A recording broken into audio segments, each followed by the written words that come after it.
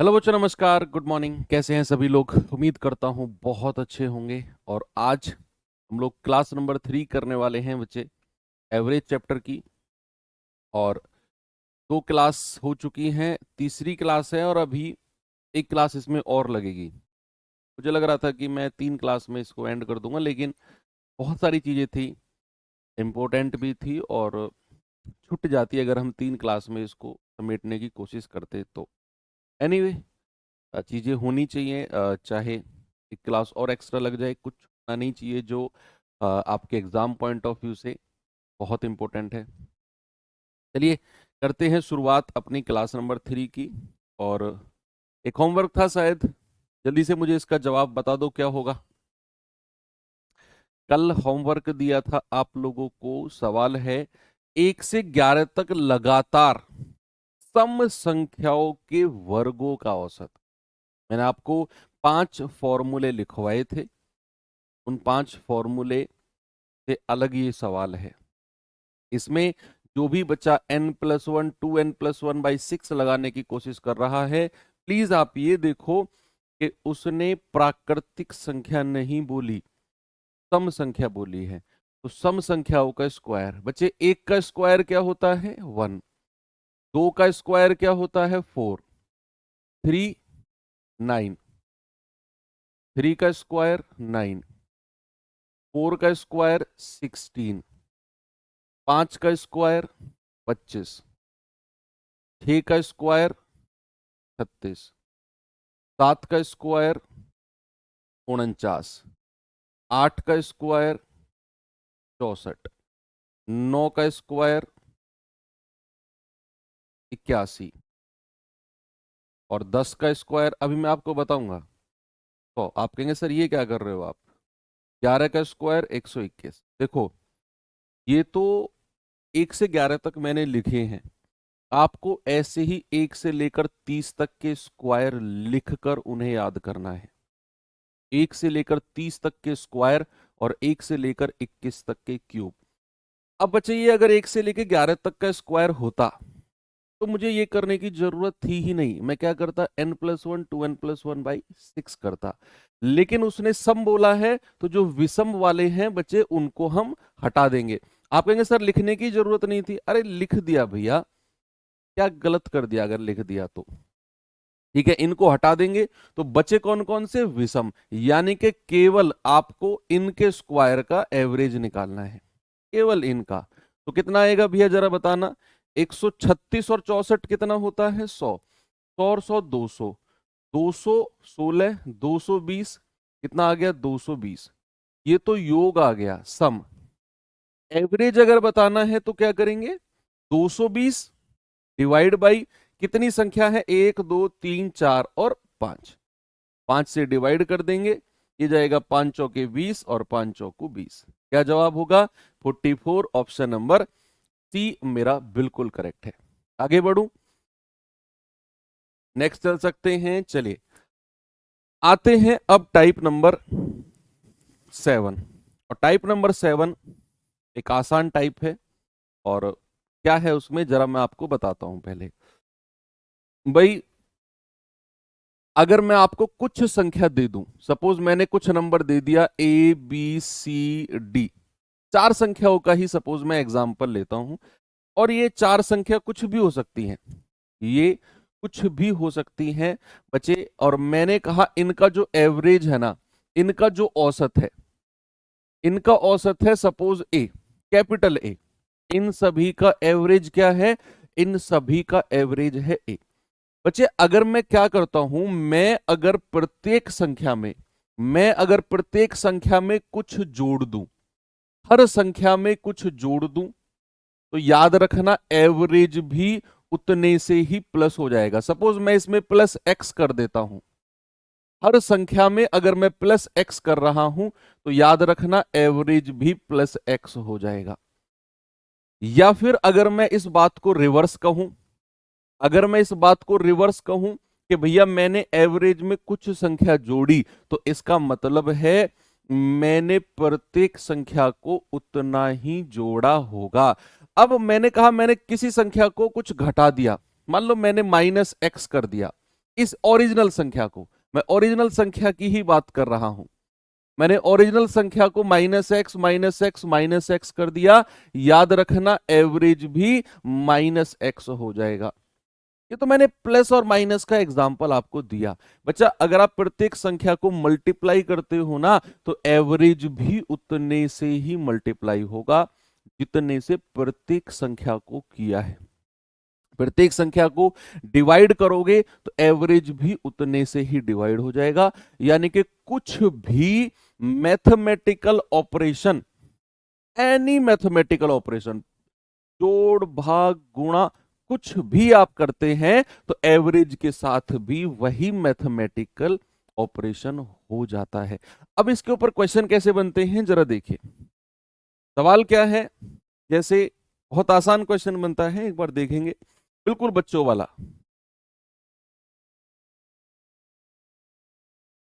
जल्दी से बताइए। हाँ, अलग अलग प्लस माइनस अगर है तो फिर वो जैसे मान लो ऐसा है कि प्रत्येक संख्या के साथ होना चाहिए। प्रत्येक संख्या के साथ मान लो आपने पहले कुछ संख्या जोड़ी, फिर हर संख्या में कुछ घटा दिया, तो एवरेज में भी पहले जुड़ेगा फिर घट जाएगा।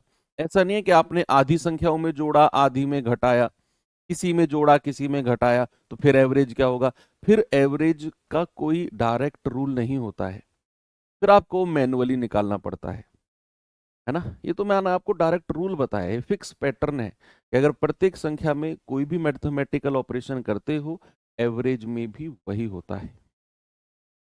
12 संख्याओं का एवरेज कितना है? 30।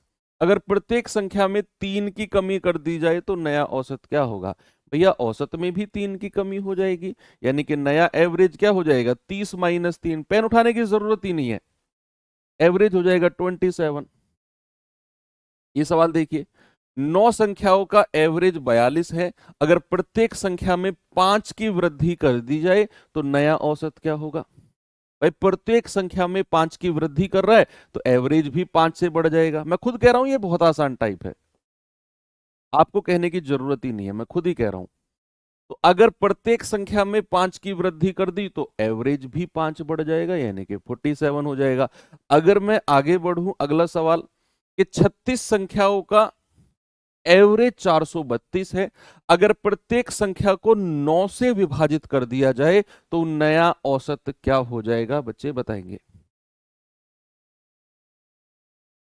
भाई प्रत्येक संख्या को 9 से डिवाइड कर रहा है, प्रत्येक संख्या को, तो औसत भी 9 से डिवाइड हो जाएगा, यानी कि जो मेरा औसत 432 है वो भी 9 से डिवाइड कर दो, क्योंकि उसने प्रत्येक संख्या को 9 से डिवाइड किया है। तो 48 आपका जवाब होगा, ऑप्शन नंबर बी। एक दो दिन में शायद मुझे ऐसा लगता है कि आपका वो आना शुरू हो जाएगा अब। अगर सब कुछ ठीक चलता रहा तो स्लॉट बुकिंग वगैरह शुरू हो जाएगी, क्योंकि दिल्ली पुलिस का भी एग्जाम हुआ था तो 20 दिन पहले शायद स्लॉट बुकिंग शुरू हुई थी। सीजीएल की भी 20 दिन पहले शायद स्लॉट बुकिंग। आपका भी अगर 23 से एग्जाम है तो ये मान के चलो फर्स्ट वीक, फरवरी के फर्स्ट वीक में आपका स्लॉट बुकिंग। तो जिसको जो स्लॉट चाहिए भैया पहले से डिसाइड कर लो, और सोच लो कि जब कभी सोच रहे हो कि जब स्लॉट बुकिंग ओपन होगी तब वेबसाइट खोल के तभी सोचूंगा कौन सा भरूं, पूरा प्लान कर लो दिमाग में पहले ही कि ये नहीं तो ये नहीं तो ये, पहले पे ये रखूंगा दूसरे पे ये रखूंगा, पूरी प्लानिंग यहाँ कर लो। ये नहीं मिला तो यहाँ रखूंगा और यहाँ जाऊंगा कैसे कैसे, कोई रिलेटिव है क्या मेरा वहां, तो ऐसी प्लानिंग करके स्लॉट बुकिंग की अपनी प्रिपरेशन कर लो पहले से ही। कह रहे एक्स संख्याओं का एवरेज 3x है, यदि प्रत्येक संख्या में x-1 घटा दिया जाए तो नया औसत क्या होगा? तो नया औसत क्या होगा? प्रत्येक संख्या में x-1 घटाया है तो नया औसत भी क्या हो जाएगा? घट जाएगा x-1, माइनस के अंदर मल्टीप्लाई कर दो, माइनस और माइनस प्लस हो जाएगा, 3x minus x 2x plus 1। नया एवरेज क्या हो जाएगा, 2x+1। ओके, आगे चले। ठीक है। अच्छा, शुरू में एग्जाम रखें क्या सर, लास्ट में एग्जाम रखें, इस बात का मैं कैसे जवाब दूं यार आपको। अगर मैं होता आपकी जगह तो शुरू की शिफ्ट में मैं ट्राई करता। लोग लास्ट की शिफ्ट में करते हैं कि भैया पता चल जाएगा कैसा पेपर बन रहा है। मेरा कुछ अलग सोचना है। मेरा ये सोचना है कि अगर मैं, देखो मैं आपके लिए नहीं कह रहा हूं, मैं अपनी बात बता रहा हूं, आपको ठीक लगे तो देख लेना। मैं सोचता कि अगर मैं एग्जाम देने जा रहा हूं तो जो शुरू की शिफ्ट में होगा, एक तो टेंशन खत्म हो जाएगी जल्दी, क्योंकि एग्जाम जब शुरू हुआ, मान लो 23 तारीख से एग्जाम शुरू हुआ और लास्ट तक चला, मान लो 10 दिन चला, 12 दिन चला, तो भाई 10-12 दिन नींद नहीं आएगी एक तो, और आप भरोसा करो पढ़ाई भी नहीं होगी। आप एनालिसिस ही ढूंढते रह जाओगे यूट्यूब पर, ना तो ढंग से खा पाओगे, ना ढंग से सो पाओगे, और ना ढंग से पढ़ पाओगे। तो फिर ऐसे दुख दुख होती रहती है, पता नहीं आज कैसा पेपर आया, आज कैसा आया, पता नहीं मेरा कैसे आएगा, पता नहीं। और ये एक प्रोसेस है कि अगर पेपर लास्ट की शिफ्ट तक जाता है तो अनप्रेडिक्टेबल हो जाता है। फिर ऐसा मत सोचना कि शुरू में जो आया वही फ्लो लास्ट तक रहेगा, नहीं, वो चीजें अब चेंज हुई हैं। तो शुरू में अगर हम रखते हैं, हालांकि वो चीज रैंडम चलती है, लेकिन शुरू में अगर हम रखते हैं तो कहीं ना कहीं ज्यादा पढ़ी लिखी जीएस आ जाती है शुरू में। और अगर मान लो टफ पेपर भी आया, सपोज दैट अगर आया, तो शुरू वाली शिफ्ट को ज्यादा नॉर्मलाइजेशन मिल जाता है। फिर नॉर्मलाइजेशन का कॉन्सेप्ट है, तो ये डरना ही नहीं है कि शुरू में रखें लास्ट में रखें। अब होली आ गई, 23 फरवरी से पेपर है, अब होली आ गई तो शुरू में अपना पेपर दे के होली अच्छे से सेलिब्रेट करो ना। होली पे बैठे हो तुम सर पकड़ के, पेपर पता नहीं कैसा आएगा, ये और वो, होली निकल गई, साल में एक ही त्योहार आता है, शुरू में पेपर तो एंजॉय करो अच्छे से यार। ओके, चलिए अब बात करते हैं क्रमागत संख्याओं की। क्रमागत संख्या, क्रमागत संख्या, कॉन्जिक्यूटिव नंबर्स, कॉन्जिक्यूटिव नंबर्स। कोई बताएगा मुझे कॉन्जिक्यूटिव नंबर्स क्या होते हैं, क्रमागत संख्याएं क्या होती हैं। बच्चे क्रमागत संख्याएं होती हैं a series of numbers, a series of numbers, कुछ नंबर्स आपको दे देगा और जिनमें डिफरेंस बराबर चलता रहेगा पूरी सीरीज में। अब वो डिफरेंस एक का भी हो सकता है, दो का भी हो सकता है, 10 का भी हो सकता है, 1000 का भी हो सकता है, लेकिन वो डिफरेंस बराबर चलेगा। हमने कल जो फॉर्मूले पढ़े थे, 5 फॉर्मूले, वो प्रथम से शुरू थे। आपने नोटिस किया होगा प्रथम से शुरू थे, है ना। कि लेकिन अब हम जो पढ़ने वाले हैं प्रथम नहीं, कहीं बीच में से भी ले लेगा, लेकिन उनका डिफरेंस बराबर रखेगा। क्या रखेगा, डिफरेंस बराबर। मान लो मैंने कोई संख्या ले ली A B C D और E, तो बच्चे इनका जो डिफरेंस होगा ना, इनका डिफरेंस हमेशा बराबर रहेगा। मान लो डिफरेंस मैंने x बोल दिया, तो यहां भी डिफरेंस x, यहां भी डिफरेंस x, और यहां भी डिफरेंस x। हर दो संख्याओं के बीच डिफरेंस बराबर रहेगा। स्लॉट बुकिंग क्या होता है बच्चे, गूगल वो कर लेना, यूट्यूब कर लेना, खाली समय में कर लेना, एसएससी स्लॉट बुकिंग क्या होता है, कोई ना कोई समझा दिया होगा। खाली यूट्यूब पर खाली लोग बहुत बैठे होते हैं। ठीक है, तो अभी फिलहाल पढ़ाई पे फोकस कर लो। ओके, यूट्यूब कर लेना, स्लॉट बुकिंग क्या होता है, एसएससी समझो। अब मैंने कहा ये संख्याएं दी हुई हैं 4-5, इनके बीच का जो डिफरेंस है वो बराबर चलेगा। अब मैं कुछ एग्जाम्पल लिख रहा हूं, जैसे प्राकृतिक संख्याओं के बारे में मैं कह सकता हूं 14, 15, 16, 17, 18। मैंने कुछ नंबर्स लिए, मैंने प्राकृतिक संख्याओं को लगातार लिखा, तो 14, 15, 16, 17, 18। क्या इन सभी का डिफरेंस 1 1 1 1 1 चल रहा है? यस, हाँ जी सर बिल्कुल चल रहा है। क्या मैं ऐसे भी कह सकता हूं कि 19, 21, 23, 25, 27, क्या ये प्राकृतिक संख्याएं हैं? सर ये है लेकिन विषम है, क्या ये कॉन्जिक्यूटिव नहीं होंगी? बोलिए, क्या ये क्रमागत नहीं होंगी?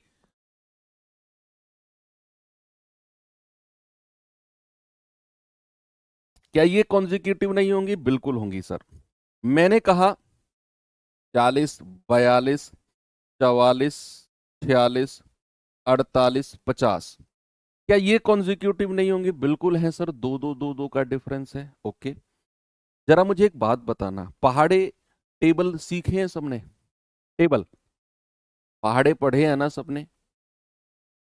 6 का पहाड़ा, 6 एकम 6, 6 दूनी 12, 6 तिया 18, 6 चौक 24, 6 एकम 6, 6 दूनी 12, 6 तिया 18, 6 चौक 24, 6 पंजे 30।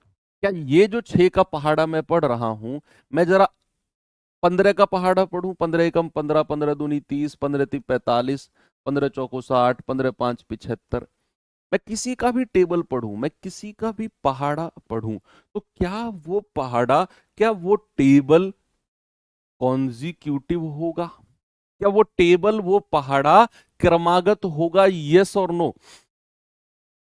क्या उस टेबल में through out the series difference बराबर चलेगा? भाई आप देखो, 6 का पहाड़ा पढ़ा, सबका डिफरेंस बराबर चल रहा है, 6 6 6 6 का। आप 15 का पहाड़ा पढ़ो, सब में डिफरेंस बराबर चल रहा है, 15 15 15 15 का। आप किसी का भी पहाड़ा पढ़ लो, डिफरेंस बराबर चलेगा थ्रू आउट द सीरीज। तो ये होती है कॉन्जिक्यूटिव। अभी मैंने आपको जस्ट ये बताया है कॉन्जिक्यूटिव नंबर्स क्या होते हैं। अब हम पढ़ने वाले हैं एवरेज ऑफ कॉन्जिक्यूटिव। क्या है बच्चा? हमारा टॉपिक है क्रमागत संख्याओं का औसत। टॉपिक क्या है? Average of consecutive numbers. Consecutive numbers, या हिंदी में लिखेंगे क्रमागत संख्याओं का औसत। क्रमागत संख्याओं का, क्रमागत संख्याओं का औसत। एवरेज ऑफ कॉन्जिक्यूटिव नंबर्स, क्रमागत संख्याओं का औसत। देखो, ये तो आपने सीख लिया क्रमागत संख्याएं क्या होती हैं। अब इनका एवरेज भी एक स्पेशल तरीके से निकलता है। एक स्पेशल तरीके से निकलता है। कैसे भाई? दो तरह से निकलता है। एक तो कोई भी अगर क्रमागत सीरीज आपको दे रखी है, कोई भी क्रमागत सीरीज, तो उनका जो एवरेज होता है, बच्चे याद रखना, फर्स्ट टर्म प्रथम पद प्लस लास्ट टर्म अंतिम पद डिवाइड बाई 2। कोई भी सीरीज आपको दे रखी है, उस सीरीज का क्रमागत होनी चाहिए। उस सीरीज का जो एवरेज होता है वो पहला वाला संख्या, और सबसे बीच में क्या है हमें नहीं मतलब, पहली वाली लास्ट वाली को जोड़कर 2 से डिवाइड कर दो, ये होता है उनका एवरेज। और सेकंड जो एक और इंपॉर्टेंट है, कि अगर कोई क्रमागत सीरीज आपको दी हुई है, उनका जो एवरेज होता है बच्चा, वो बीचों बीच वाली संख्या होता है। क्या होता है? बीचों बीच वाली संख्या। बीचों बीच वाली संख्या ही क्रमागत संख्याओं का एवरेज होता है। मैं आपको कुछ एग्जाम्पल देकर इनको समझाता हूं। सपोज मैंने बोला, कोई नंबर मैंने दे दिया आपको कि भैया 44, 45, 46, 47, 48, 49, 50। मैंने कुछ नंबर लिखे यहां पर। सबसे पहले आपको ये देखना है, क्या ये कॉन्जिक्यूटिव है? क्या ये क्रमागत है? क्या सभी का डिफरेंस बराबर चल रहा है? हाँ जी सर, सारे के सारे प्राकृतिक संख्याएं हैं और सभी का डिफरेंस बराबर चल रहा है। अब अगर मैं इनके एवरेज की बात करता हूं, तो जरा मुझे बताना, सबसे पहला तरीका मैंने आपको क्या बताया, कि पहला संख्या और प्लस लास्ट की संख्या जोड़कर 2 से डिवाइड कर दो। तो यहां एवरेज क्या हो जाएगा बच्चा? पहली संख्या 44, लास्ट की संख्या 50 डिवाइड बाई 2, कितना आ गया? 94 डिवाइड बाई 2। आप कहेंगे सर 47। बच्चे, एक जादू वाली बात आपको बताता हूं, जरा नोटिस करना इस बात को। मैंने एवरेज के लिए बोला कि पहली संख्या प्लस लास्ट की संख्या डिवाइड बाई 2।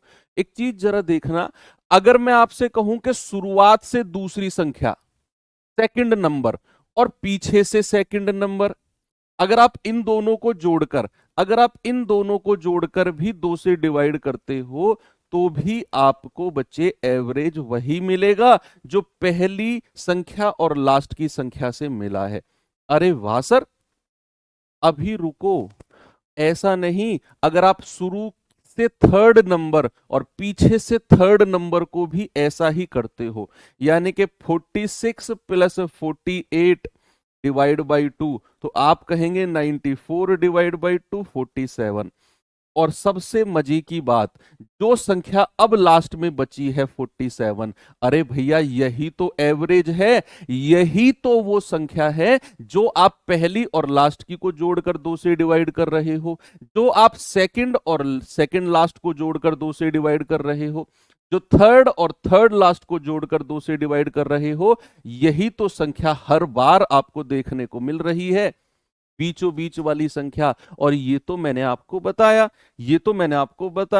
कि बीचों बीच वाली संख्या ही आपका एवरेज होती है। तो यहां पर हम एक चीज देख रहे हैं कि बीचों बीच वाली संख्या 47 है। इधर भी 3 संख्या, इधर भी 3 संख्या। जितनी संख्या सीधे हाथ पर उतनी ही संख्या उल्टे हाथ पर आपका होनी चाहिए। तो बीच वाली संख्या हमारा क्या हो जाएगा? एवरेज हो जाएगा। जरा मैं एक एग्जांपल और देता हूं आपको। मैंने कहा कि 62, 64, 66, 68 और 70, जरा इनका एवरेज बताना अब मुझे। अब कैलकुलेशन मत करना, अब कैलकुलेशन मत करना। सवाल कहता है 62, 64, 66, 68, 70, बीच वाली संख्या, बीच वाली संख्या का एवरेज बता दो मुझे। सॉरी, बीच वाली संख्या ढूंढ के। सर इधर भी 2 संख्या, इधर भी 2 संख्या, बीच वाली संख्या ये रही, यही एवरेज हो जाएगा। किसी को यकीन ना हो तो पहली और लास्ट की को जोड़कर 2 से डिवाइड करके देख लो, 66 ही मिलेगा। एक एग्जांपल और देता हूं आपको मैं। भाई मैंने आपसे बोला 92, 93, 94, 95, 96 और 97। मैंने ये नंबर लिखा और मैंने कहा जरा इनका एवरेज बताना।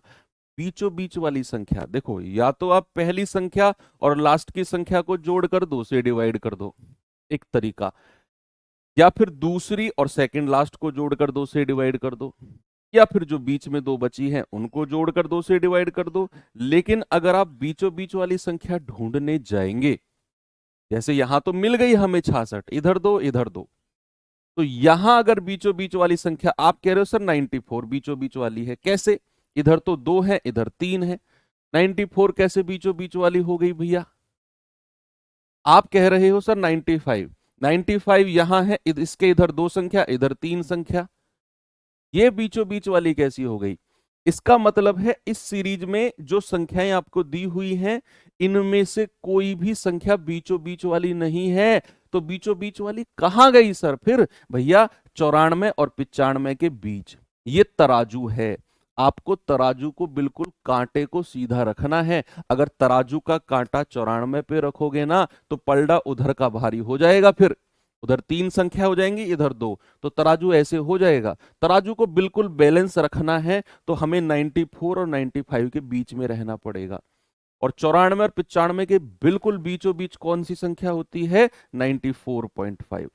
क्या होती है बच्चा? 94.5। वही मेरा सही जवाब है। इनमें से कोई संख्या बीचों बीच नहीं थी, तो इन दोनों के बीच में एवरेज हो जाएगा और इन दोनों के बीच में 94.5। सिंपल। ओके, अब आप तैयार हैं सवालों को करने के लिए?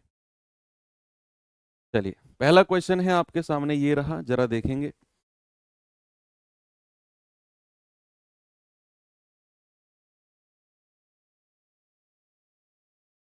सवाल है 8 क्रमागत संख्याओं का औसत है 6.5। 8 क्रमागत संख्याओं का औसत है 6.5। सबसे छोटी और सबसे बड़ी का एवरेज क्या होगा? अरे भैया, जो क्रमागत संख्याओं का औसत होता है, तो सबसे छोटी और सबसे बड़ी को जोड़कर 2 से डिवाइड कर दो। अब सबसे छोटी और सबसे बड़ी को जोड़कर मैं 2 से डिवाइड करता हूं, इसका मतलब है इन दोनों का एवरेज ही तो निकाल रहा हूं मैं। किसी भी क्रमागत में मैं एवरेज कैसे निकालता हूं? सबसे छोटी और सबसे बड़ी को जोड़कर 2 से। पहली संख्या को पकड़ता हूं, लास्ट की को पकड़ता हूं, उनका एवरेज निकालता हूं।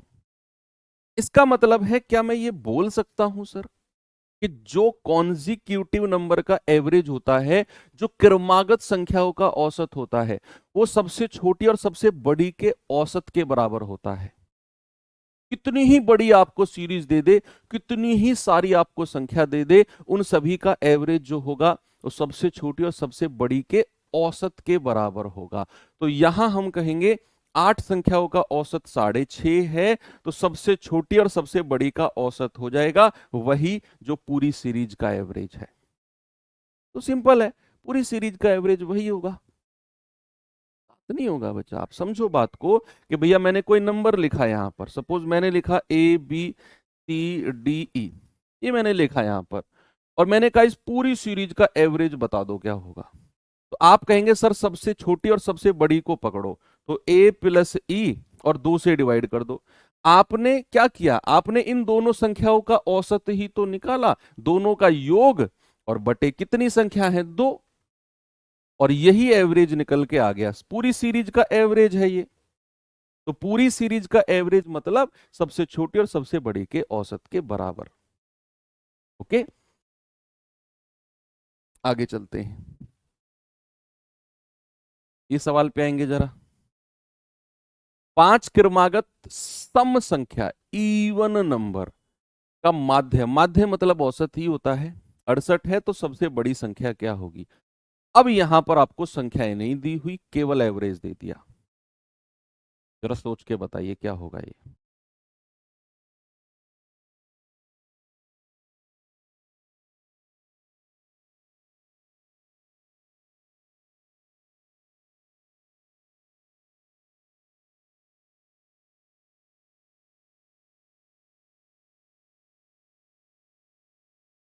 कह रहा है 5 क्रमागत सम संख्या है। अब क्रमागत का मतलब क्या होता है? लगातार। क्या होता है क्रमागत का मतलब? लगातार। यानी कि 1 2 3 4 और 5, ये 5 नंबर मैंने यहां पर लिख दिए, 1 2 3 4 और 5। मुझे नहीं पता क्या नंबर होंगे, लेकिन मुझे ये पता है कि अगर ये क्रमागत है, अगर ये कॉन्जिक्यूटिव है, तो इनका एवरेज बिल्कुल बीचों बीच वाली संख्या होगी। तो क्या इधर भी 2 संख्या, इधर भी 2 संख्या, क्या एवरेज वाली संख्या जो होगी वो ये होगी? बोलो, क्या औसत वाली संख्या जो होगी क्या वो ये संख्या होगी? क्योंकि इधर भी 2, इधर भी 2। आप कहेंगे हाँ जी सर, और एवरेज तो 68 दिया हुआ है। भाई एवरेज तो दिया हुआ है 68, यानी कि ये संख्या जो होगी ये 68 हो जाएगी। और बात अगर कॉन्जिक्यूटिव क्रमागत की हो रही है, तो 68 के बाद सम संख्या कौन सी आती है? Even number. आप कहेंगे सर 70, 68 के बाद 70, और 70 के बाद सम संख्या 72। 68 से पहले 66 और 66 से पहले 64। क्या पांचों संख्या आपको मिल चुकी हैं? आपको जस्ट एवरेज पता था, आपने उसको प्लेस किया और सारी संख्याएं निकल के आ गई। उसने कहा सबसे बड़ी संख्या 72, सबसे छोटी संख्या कहेगा तो 64। चलिए आगे बढ़ते हैं, ये सवाल करेंगे जरा।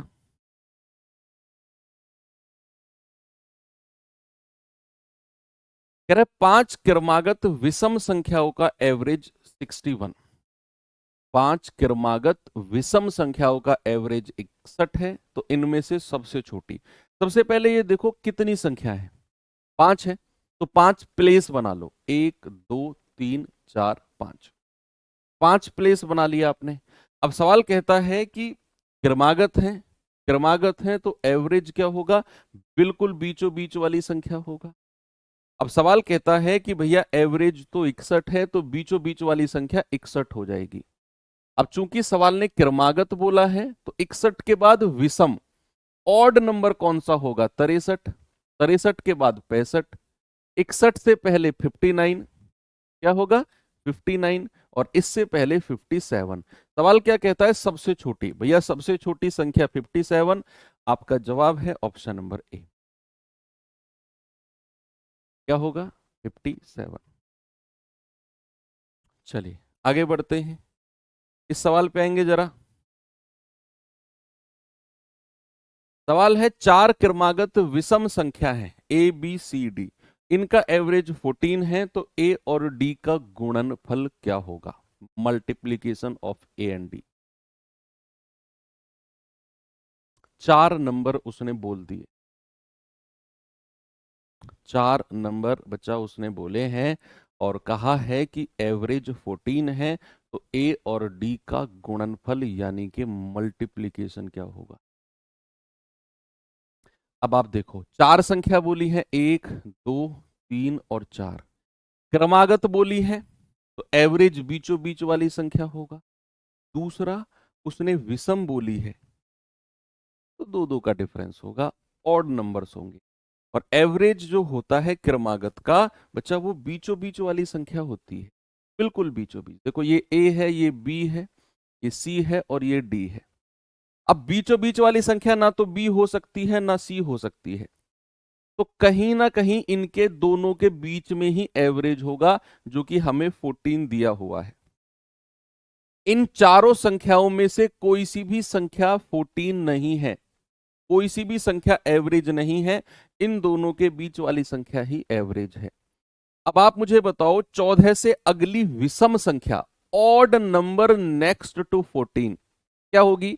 The odd number next to 14 क्या है बच्चा, आप कहेंगे सर 14 से अगली विषम संख्या होती है 15, और 15 से अगली विषम विषम संख्या की बात कर रहा हूं तो 17। अब 14 को भूल जाओ, 15 से पहले विषम ऑड नंबर है 13, और इससे पहले है 11। ये चारों संख्या मिल गई आपको, आपको 14 एवरेज दिया हुआ था, चारों संख्याओं में से कोई सी भी संख्या 14 नहीं हो सकती है, इन दोनों के बीच में है। तो 14 से अगली संख्या 15, 15 से अगली 17, 15 से पहली 13, 13 से पहली 11। सवाल कहता है ए और डी का गुणनफल, multiplication of A and D क्या हो जाएगा, 11 इंटू 17, तो 11 सत्ते 77, 11 एकम 11 7 18, क्या हो जाएगा बच्चा 187, ऑप्शन नंबर डी 187।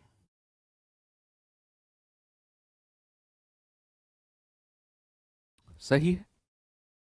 चलिए जरा ये सवाल का जवाब बताना मुझे।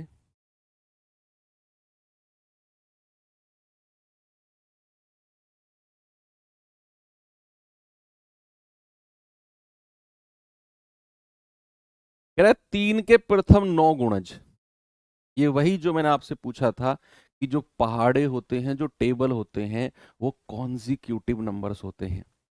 तो 3 के प्रथम 9 गुणज का मतलब है कि आपको 3 का पहाड़ा पढ़ना है और 9 बार पढ़ना है, 3 नाम 27 तक।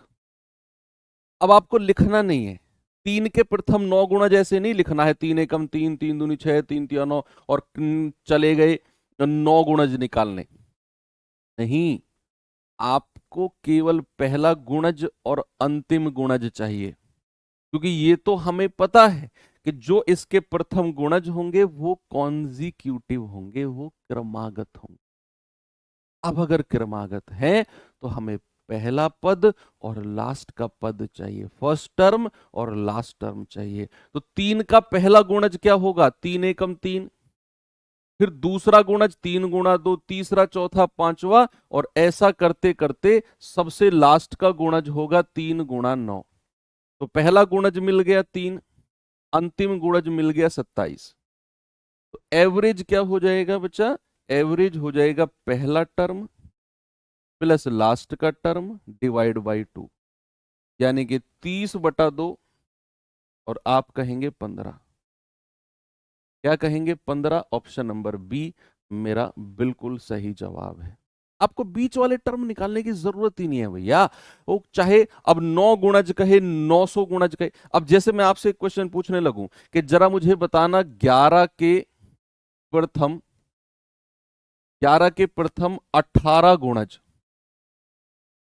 का एवरेज का औसत, average of first 18 multiples of 11, average of first 18 multiples of 11। तो क्या करेंगे आप, क्या 18 बार 11 की गुणा करके फिर देखेंगे क्या?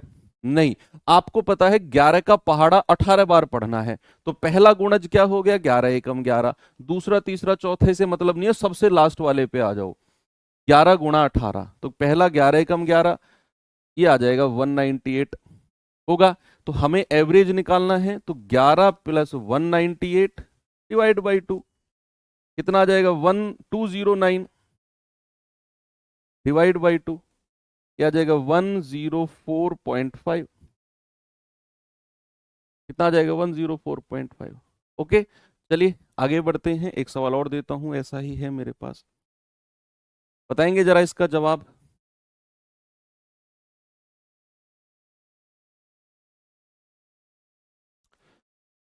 सवाल है 11 के प्रथम 12 गुणज,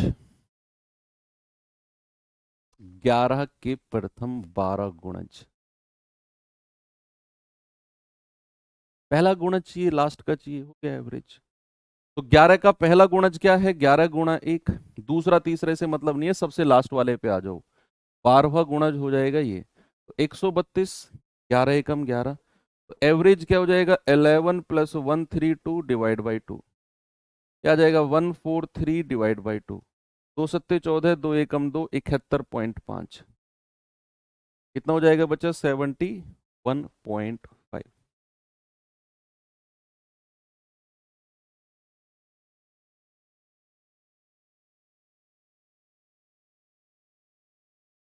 चलें आगे,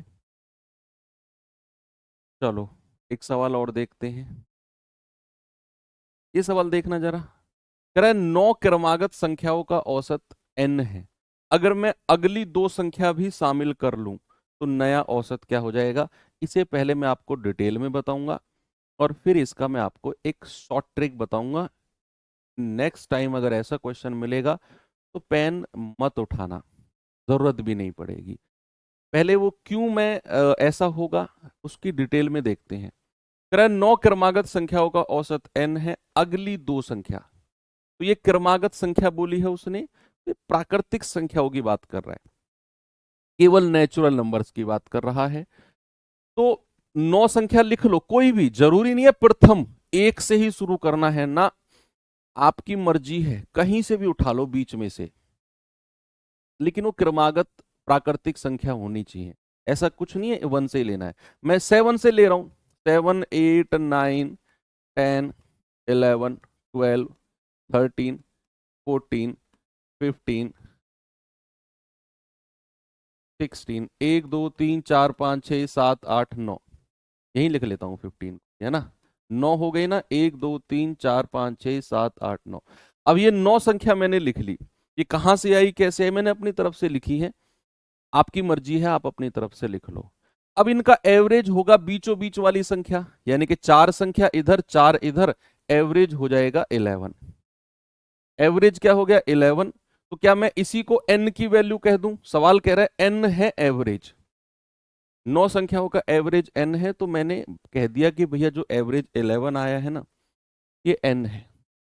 अब कह रहा है अगली दो संख्या भी ले लो, तो 15 से अगली संख्या क्या होती है 16, और 16 से अगली संख्या क्या होती है 17, तो 16 और 17 को भी ले लिया आपने, तो अब नया एवरेज क्या हो जाएगा, पहली संख्या और लास्ट की संख्या डिवाइड बाई 2, तो 7 प्लस 17 डिवाइड बाई 2, यानी कि 24/2, एवरेज क्या हो जाएगा 12।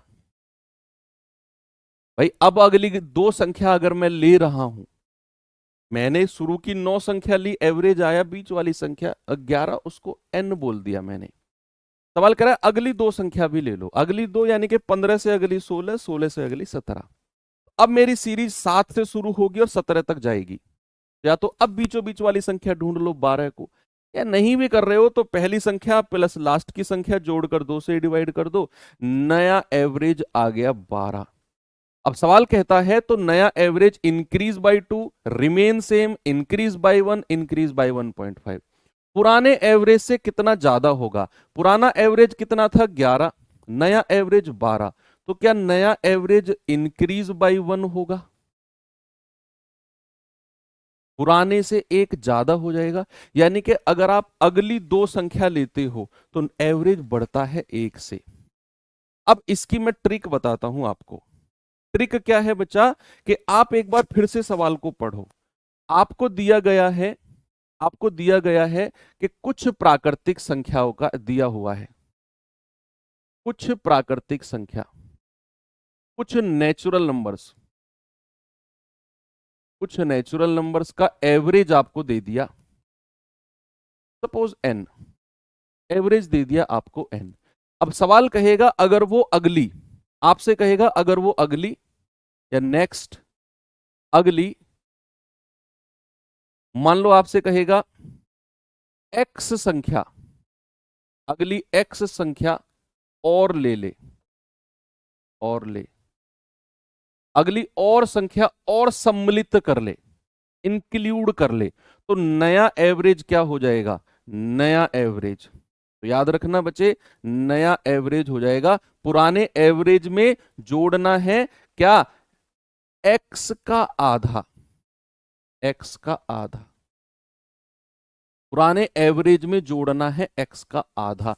जितनी वो संख्या जोड़ रहा है ना, उस संख्या का आधा कर दो, एवरेज उतना प्लस हो जाएगा। अब जैसे उसने कहा कि 9 क्रमागत का एवरेज n है, अगली दो संख्या और ले ले तो एवरेज कितना इंक्रीज हो जाएगा, अगली संख्या x और डिवाइड बाई 2, तो 2/2, यानी कि एवरेज जो है वो +1 हो जाएगा।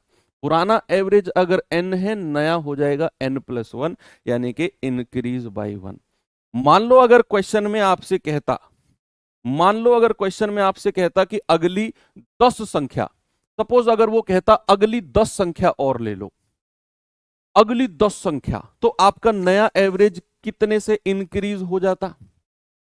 अगर वो ये कहता अगली 10, नेक्स्ट 10 नंबर्स और ले लो, तो आप कहेंगे सर प्राकृतिक संख्याओं का एवरेज n, अगली 10 संख्या लेता तो एवरेज हमारा 10/2, यानी कि एवरेज हमारा 5 बढ़ जाता। एवरेज कितना इंक्रीज हो जाता, एवरेज हमारा 5 इंक्रीज हो जाता। अगर वो कम करने को कहेगा तो उतना ही कम हो जाएगा, डिवाइड बाई 2 करके। बढ़ाने को कहेगा बढ़ जाएगा, कम करने को कहेगा तो कम हो जाएगा। ये तो केवल प्राकृतिक संख्याओं की बात है।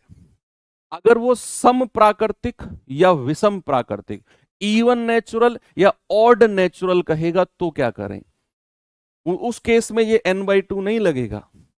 जैसे ये रहा क्वेश्चन आपके सामने, कह रहा 5 क्रमागत विषम, विषम संख्याओं का एवरेज है कि यदि अगली 3 विषम संख्या भी मैं सम्मिलित कर लूं तो नया एवरेज पुराने वाले से कितना बढ़ जाएगा, पुराने वाले से कितना ज्यादा हो जाएगा नया एवरेज, बताएंगे जरा।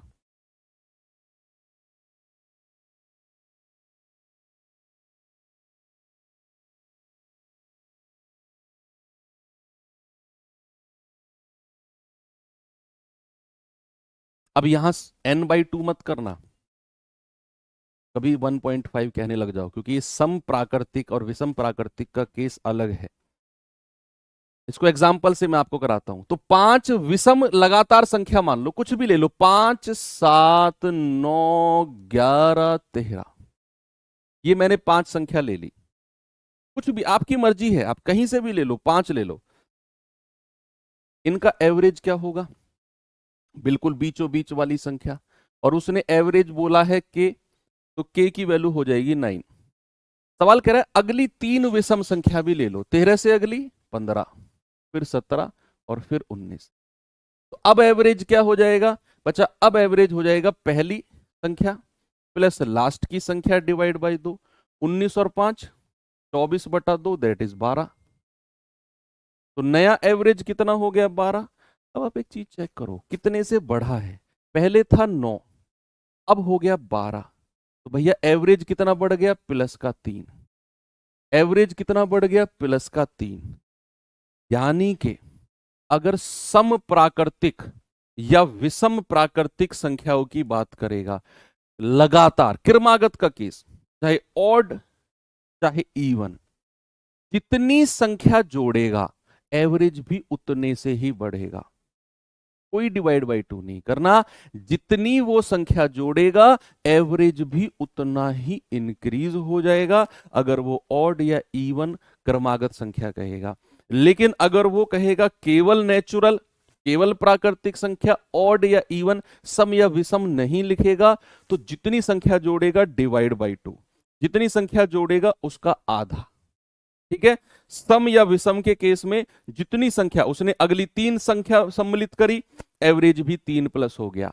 अगर वो अगली 50 संख्या इंक्लूड करेगा, एवरेज भी प्लस 50 हो जाएगा। लेकिन किस केस में, चाहे विषम क्रमागत चाहे सम क्रमागत, दोनों के केस में जितनी संख्या वो आगे इंक्लूड कर रहा है, सम्मिलित कर रहा है, एवरेज भी उतने से ही प्लस होना है।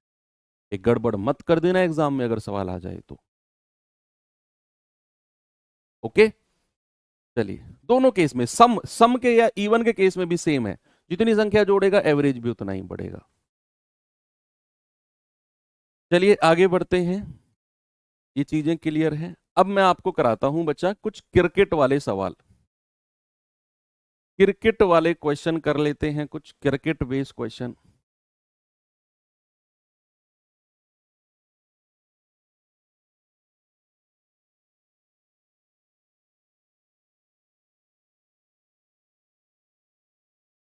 एक एवरेज की क्लास मैंने कराई है आपको रामबाण सीरीज में, शायद कल परसों ही कराई थी वो, कल तो नहीं उससे पहले वाले में कराई थी। कल तो ट्रेन वाले क्वेश्चन किए थे, उससे पहले वाली एवरेज डेविएशन मेथड जो मैंने बोला था, वो वाला टॉपिक आपका बचा हुआ है अभी।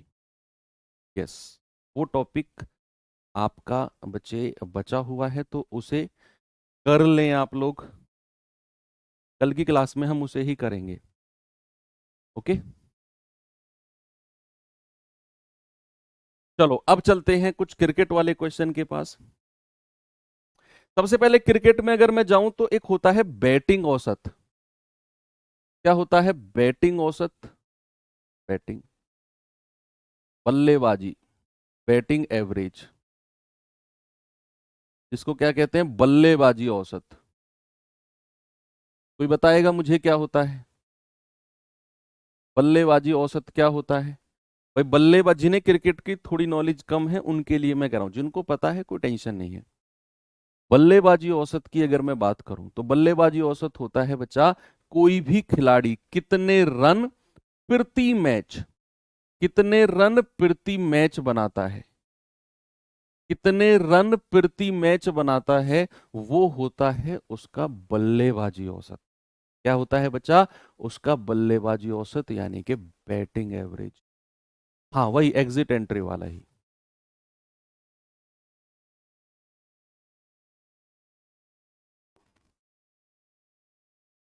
ठीक है, जिस रफ्तार से बल्लेबाज रन बनाते हैं, हाँ रफ्तार नहीं, मतलब रन प्रति मैच। अगर मैं कहूं तो रन प्रति मैच, एक मैच में उसने कितने रन बनाए, औसतन, औसतन एक मैच में कितने रन बनाए, वो होता है उसका बैटिंग। भाई हो सकता है किसी मैच में उसने 100 रन बनाए हो, किसी में 70 रह गए हो, तीसरे में 50 रह गए हो, चौथे में 150 बना दियो, पांचवें में 0 पे आउट हो गया हो, तो उसका एवरेज क्या होगा? सभी रन को जोड़कर जितने मैच खेले हैं उससे डिवाइड कर देंगे, वो आ जाएगा उसका बैटिंग औसत। ये वही एवरेज है जो नॉर्मली हमने पढ़ा हुआ है। तो चलिए अब हम करते हैं कुछ क्वेश्चन बैटिंग एवरेज के। तो पहला क्वेश्चन है, वही योग मेथड से करेंगे, वही योग मेथड से। कह रहा क्रिकेट की 10 पारी में एक बल्लेबाज द्वारा बनाया गया औसत 43 है, 10 पारी में एवरेज। अगली पारी में कितने रन बनाए ताकि उसका औसत 3 बढ़ जाए, ताकि उसका औसत 3 बढ़ जाए? बोलिए।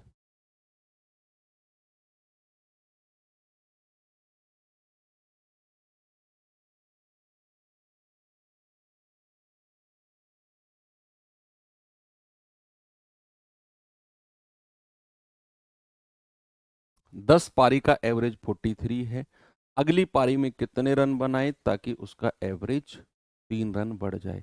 सबसे पहले 10 पारी का योग बता दो, 10 पारी का योग सम कितना है? तो आप कहेंगे सर 10 पारी का एवरेज अगर 43 है तो 10 पारी का योग हो जाएगा 430। भाई 10 पारी का सम कितना हो जाएगा? 430। यस, सवाल कहता है कि अगर उसने अगली पारी में कितने रन बनाने होंगे ताकि उसका एवरेज 3 बढ़ जाए। आपको पता है 10 पारी का एवरेज अगर 43 है तो 10 पारी के टोटल रन हो गए 430।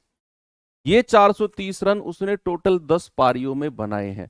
अगली पारी में कितने रन बनाएगा हमें नहीं पता। मैंने मान लिया अगली पारी में उसने आर रन बनाए हैं। कितने आर? तो ये टोटल रन कितनी पारी के हो गए? तो ये 430 तो 10 पारी के रन हैं और एक पारी के रन उसने आर बनाए हैं, तो टोटल 11 पारी के रन हो गए।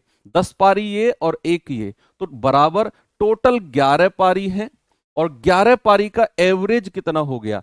कह रहा 3 बढ़ गया। तो पहले एवरेज कितना था? 43 और नया एवरेज कितना हो गया? 46।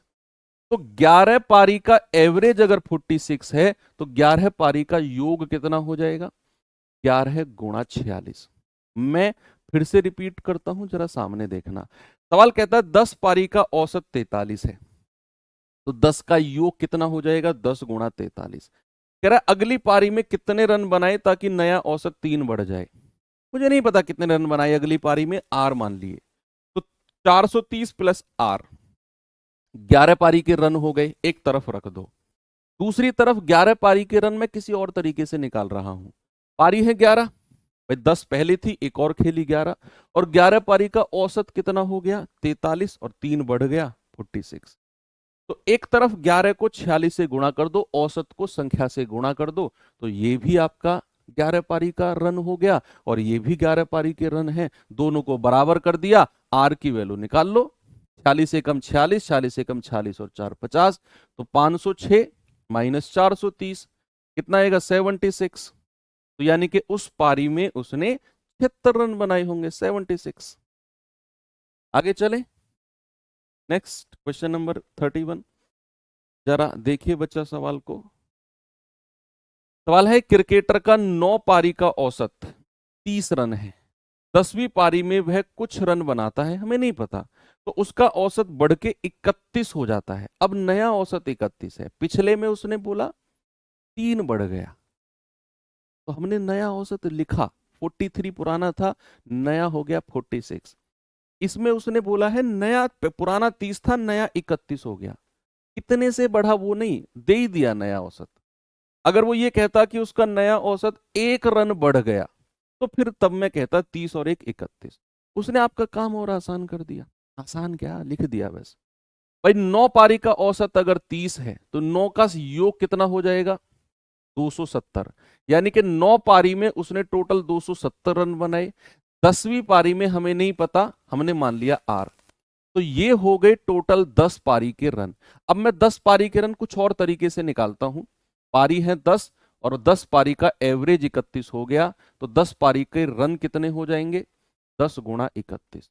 इस तरफ भी 10 पारी के रन है, इस तरफ भी 10 पारी के रन है, दोनों को बराबर कर दो, तो ये हो जाएगा 310 माइनस 270, यानी कि 10वीं पारी में मेरे भाई उसने 40 रन बनाए होंगे। Option number D. कितने रन बनाए हैं उसने 10वीं पारी में? 40 रन बनाए हैं। तो सिंपल, बताइए इसका जवाब।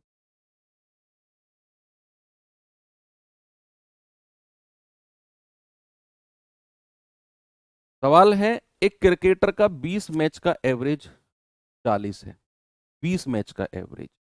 सवाल कहता है कि यदि एक मैच में उसका सर्वोच्च 78 है तो बचे हुए 19 का एवरेज। यार ये तो बड़ा सिंपल हो गया।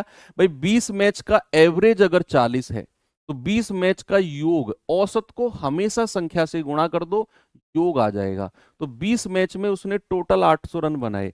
अब कह रहा है एक मैच में सर्वोच्च 78 रन है, एक मैच में हाईएस्ट उसका 78 है। तो अगर मैं इस 78 को हटा दूं तो 19 मैच का योग कितना हो जाएगा? 19 का सम। तो आप कहेंगे सर 800 टोटल है, उसमें से 78 माइनस कर दो। जो एक मैच में उसने रन बनाए हैं ना 78, वो माइनस कर दो, 19 पारी के रन आपको मिल जाएंगे। आप कहेंगे सर ये आएगा 722। हाँ, कितना आएगा? 722।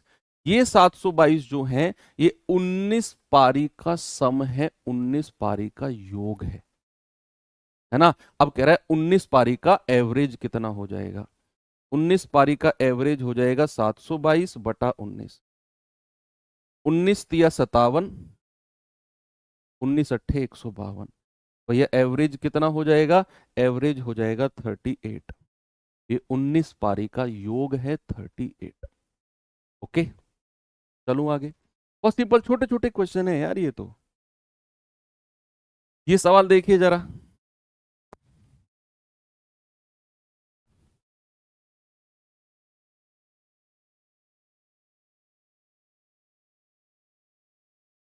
कह रहा है एक क्रिकेट खिलाड़ी कुल 9 पारी खेलता है, कुल 9 पारी।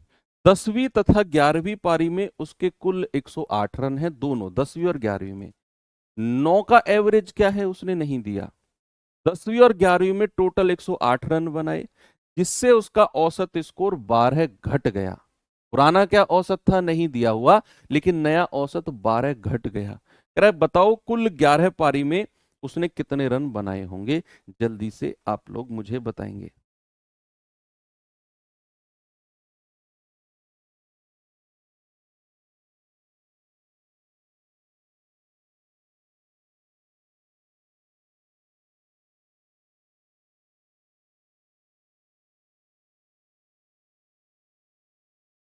भाई एक क्रिकेट खिलाड़ी ने 9 पारी खेली। अब 9 का एवरेज हमें नहीं पता कितना है, तो मैं मान लूंगा कि 9 पारी का एवरेज, 9 पारी का औसत कुछ मान लो अपनी तरफ से। 9 पारी का औसत मान लो ए, कि भैया 9 पारी है उनका एवरेज ए रहा होगा।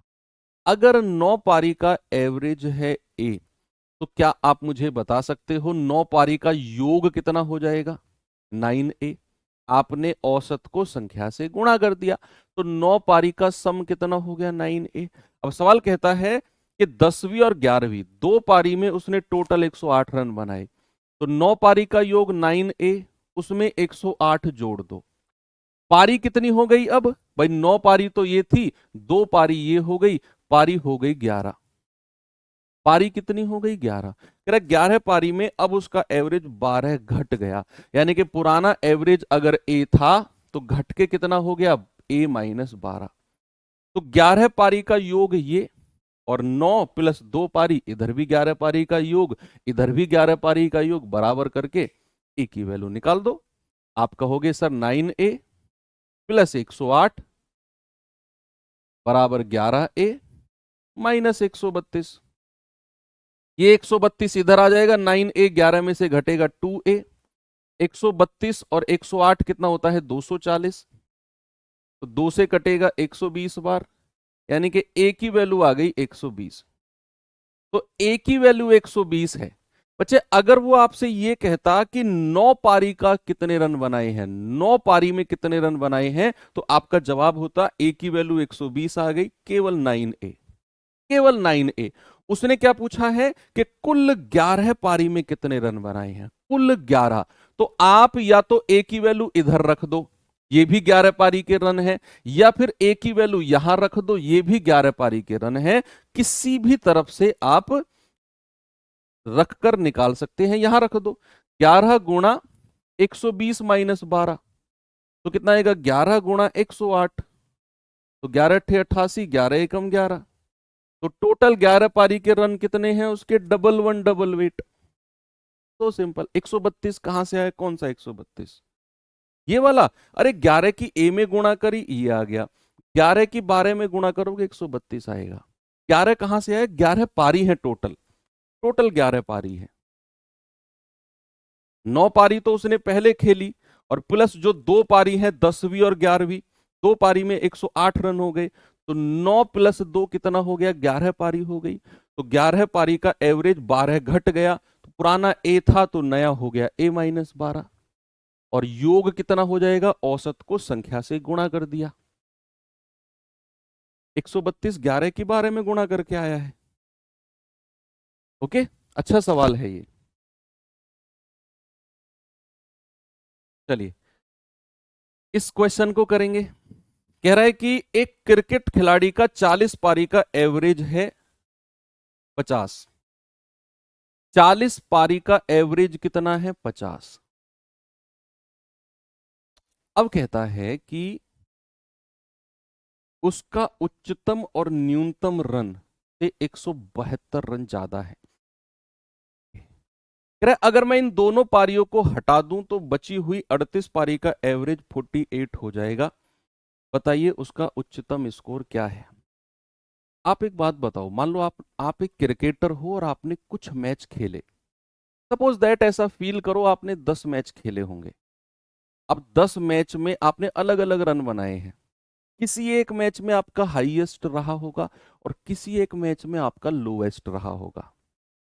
फील करना इस बात को, किसी एक में हाईएस्ट और किसी एक में लोएस्ट। टोटल 10 मैच हैं।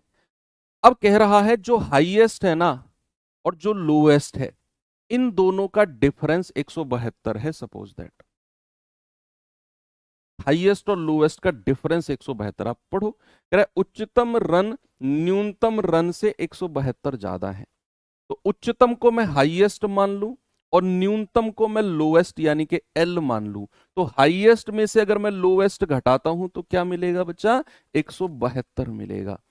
हाईएस्ट रन में से अगर आप लोएस्ट माइनस कर दोगे तो क्या मिलेगा? 172। ऐसा क्वेश्चन ने बोला है, ये मैंने साइड रख दिया। अब कह रहा है कि अगर मैं इन दोनों पारियों को हटा दूं, कौन कौन सी? हाईएस्ट और लोएस्ट। तो कितनी पारी हटा दिया आपने? 2। तो पारी पहले कितनी थी? 40। अब कितनी बचेंगी? केवल 38। 2 पारी आपने हटा दी, हाईएस्ट और लोएस्ट। कह रहा है कि जो पहले 40 पारी का एवरेज 50 था ना, अब 38 का एवरेज 48 बचेगा। जरा मुझे बताना 40 का योग, 40 पारी का योग कितना है? 40 गुणा 50 यानी कि 2000।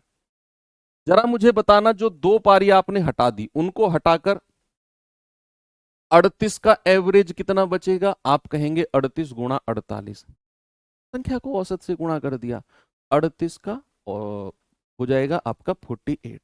तो जरा मल्टीप्लाई करना भाई, कितना आएगा? 48 को 38 से गुणा कर दो यार। 8 अट्ठे 64, 8 चौक 32 और 6 38।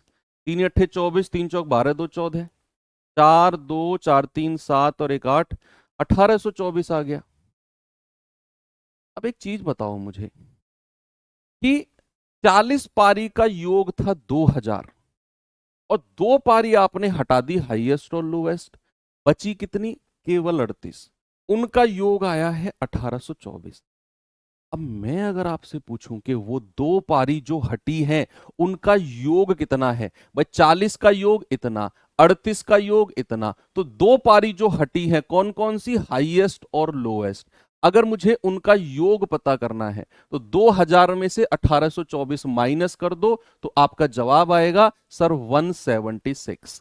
कितना आएगा बच्चा? इन दोनों पारियों का योग जो हटी है उन दोनों का योग कितना है? उन दोनों का योग है 176। आपने 40 के योग 2000 में से आपने 38 का योग 1824 माइनस कर दिया तो वो 2 पारी का टोटल निकल के आ गया 176। और ये डिफरेंस तो सवाल में ही दिया हुआ था हमें, 172। भाई ए प्लस बी और ए माइनस बी की वैल्यू दे रखी हो तो ए और बी की अलग अलग वैल्यू नहीं निकाल सकते हम? बिल्कुल निकाल सकते हैं। अगर मुझे एच की वैल्यू निकालनी हो तो दोनों को जोड़ूंगा और 2 से डिवाइड कर दो तो कितना आएगा? 6 और 2 8, 7 7 14, 348/2 यानी कि 174। अगर मुझे लोएस्ट एल निकालना हो जिसके साथ प्लस माइनस लगा हुआ है तो बड़े में से छोटा माइनस करो और 2 से डिवाइड कर दो यानी कि 4/2, ये आ गया 2। लोएस्ट है 2, हाईएस्ट है 174। उसने हाईएस्ट पूछा है, ऑप्शन नंबर बी मेरा बिल्कुल सही है। ओके, उसने क्या पूछा है? हाईएस्ट पूछा है।